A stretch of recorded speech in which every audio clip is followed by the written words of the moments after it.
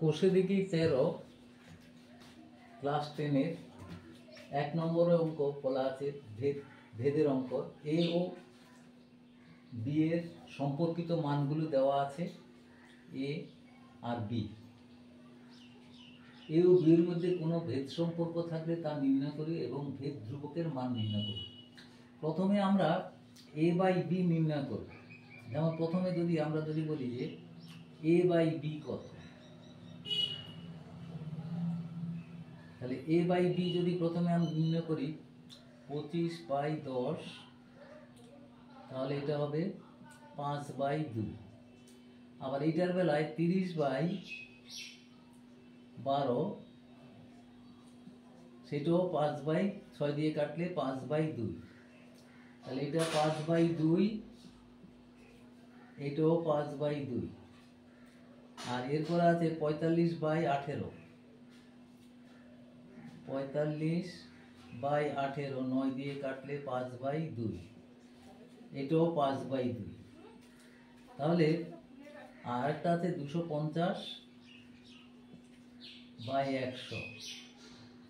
এটা 0 0 কেটে গেল, তাহলে 5/2।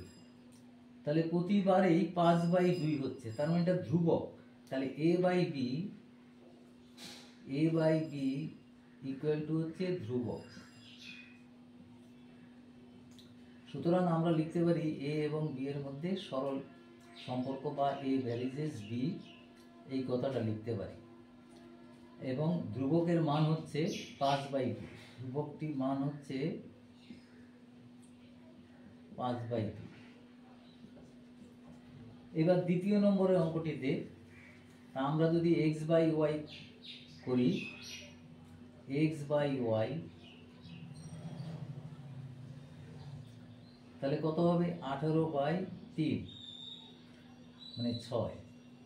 দ্বিতীয়টা কত 8/27/4 মানে গুণিত 4/27, তার মানে 32/27, তার মানে মিলল না, x বাই ওয়াইটা ধ্রুবক নয়। এবার আমরা চেষ্টা করব এক্স ওয়াইটা কত, এক্স ওয়াই কত, এটা 54।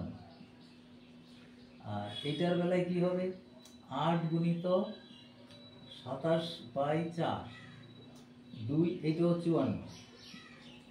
আর এটার বেলায় হচ্ছে 12 × 9/2 6 54।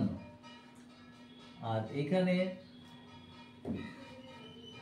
6 গুণিত 9, তার মানে এখানেও 54, তার মানে এক্স ওয়াই এর গুণফলটা ধ্রুবক। সুতরাং আমরা লিখতে পারি এক্স ওয়াই ইকুয়াল টু হচ্ছে ধ্রুবক।